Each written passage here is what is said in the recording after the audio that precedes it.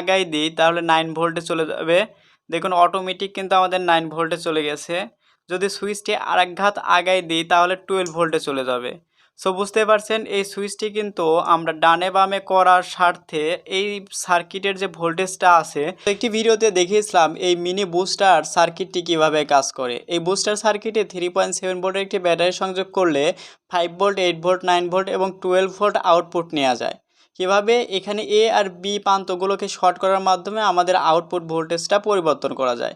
কিন্তু আজকে আমরা একটা স্লাইড সুইচ ব্যবহার করে এই সংযোগগুলো ইন্ডিভিজুয়ালি আলাদা আলাদা সুইচের মাধ্যমে শর্ট করতে পারবো এবং এখানে কোনো প্রকার সোল্ডারিং করা ছাড়াই কিন্তু ঝামেলা ছাড়াই আমরা যে কোনো টাইমে ভোল্টেজটাকে কমাতে বা বাড়াতে পারবো। কিভাবে চলুন আমরা দেখে নিই। এখানে যেহেতু সংযোগগুলো খুবই ছোট আকারে, যার জন্য আমি এখানে সংযোগগুলো দেখুন এঁকে নিলাম। এখানে যে দুটি প্রান্ত দেখতে পাচ্ছেন, এ এর দুটি প্রান্ত হচ্ছে এই দুইটা এবং বি এর প্রান্ত হচ্ছে এই দুইটা প্রান্ত। এখানে আমি জাস্ট এই প্রান্ত চারটাকেই আমি এখানে মনে করেন এঁকে নিয়েছি।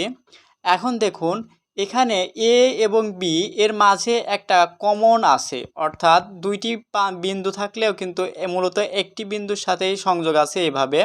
অর্থাৎ এ এর এই পাশের এটা এবং এটা কিন্তু সংযোগ। এখানে যদি দেখাই তাহলে এ এবং বি এটা একদম শর্ট করা আছে, ইন্ডিভিজুয়ালি আমরা দেখতে পাচ্ছি না। আর এই শর্ট করার মাধ্যমে এখান দিয়ে আমাদের ব্যাটারি নেগেটিভের সাথে সরাসরি সংযোগ আছে।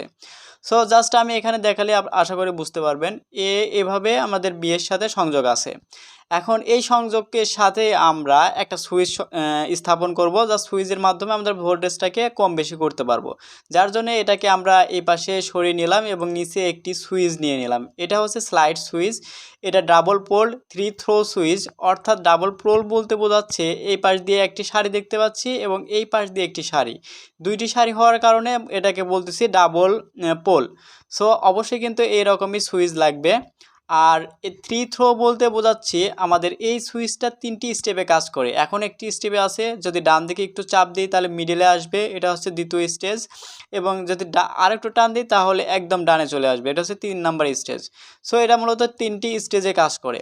এখন আসি এই সুইচটি কিভাবে কাজ করে। এই সুইচটি মূলত যখন বাম পাশে এভাবে আসে তখন কি হয়, এই যে এই পাশের এই পিন এবং এই পিনটা শর্ট অবস্থায় থাকে, আবার এই পিন আর এই পিন শর্ট অবস্থায় থাকে। তবে এই লাইন আর এই লাইনের মাঝে কিন্তু কোনো প্রকার সম্পর্ক নেই। যখন আমরা এই সুইচটাকে একটু টান দিয়ে মিডলে নিয়ে আসবো, মিডলে নিয়ে আসলে কি হবে, এইটার এটা ওপেন হয়ে যাবে, এইটাও এটা ওপেন হয়ে যাবে এবং এই থেকে এটা শর্ট হয়ে যাবে এবং এটা থেকে এটা শর্ট হয়ে যাবে। দেন আমাদের এই সুইচটাকে যদি আরও এক ঘাত একদম ডানে নিয়ে আসি তাহলে কি হবে, এইটা আর এইটা শর্ট হবে, আবার এইটা আর এইটা শর্ট হবে। তখন এটা ওপেন, এইটাও আর এটা ওপেন থাকবে। আর এটি মূলত এইভাবে, সুইচটি মূলত এভাবে কাজ করে। এখানে আমরা স্পষ্ট বুঝতে পারতেছি এই লাইনের এটা হচ্ছে কমন আর এই লাইনের এটা হচ্ছে কমন, কারণ এই দুইটার সাথে এই লাইনের সবটির সাথে সংযোগ পায়, আবার এটার সাথে এই লাইনের কিন্তু সমস্তগুলো সংযোগ পায়। সো যেহেতু কমন, যার ফলে আমরা এই দুইটা সরাসরি এভাবে সংযোগ করে দেবো একটি তার দিয়ে। এবং এই এ ও বি এর কমন হচ্ছে এটা।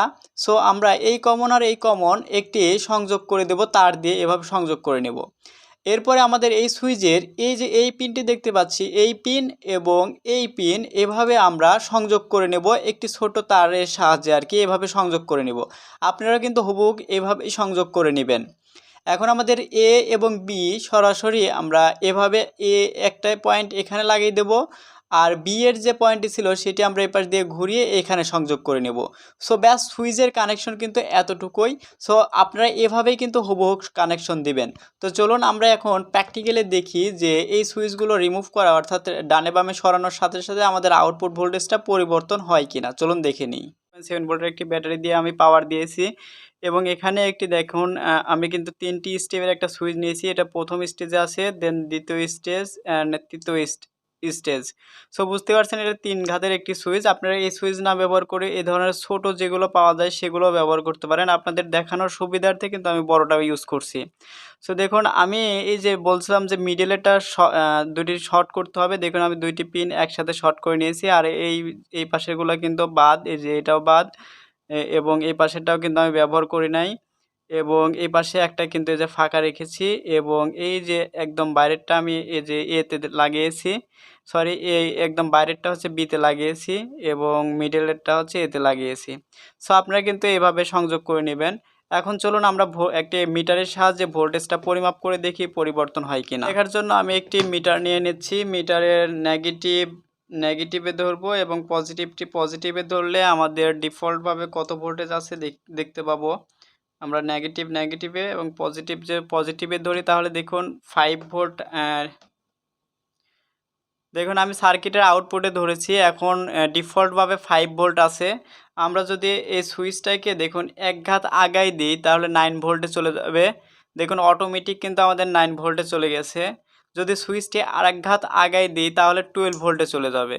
সো বুঝতে পারছেন এই সুইচটি কিন্তু আমরা ডানে বামে করার স্বার্থে এই সার্কিটের যে ভোল্টেজটা আছে সেই ভোল্টেজটা কিন্তু কম বেশি করতে পারতেছি।